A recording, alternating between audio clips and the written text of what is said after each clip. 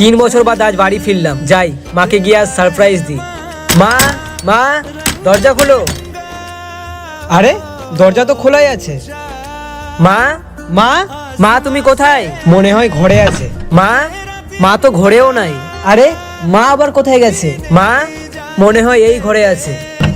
মা, আরে মা তো এই ঘরেও নাই। মা কোথায় গেছে? মনে হয় মা উপরে আছে। মা, কোথায় গেছে?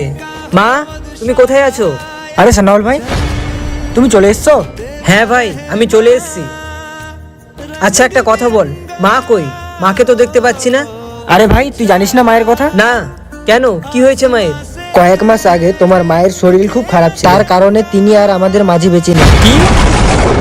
এটা তুমি কি বলছো ভাই?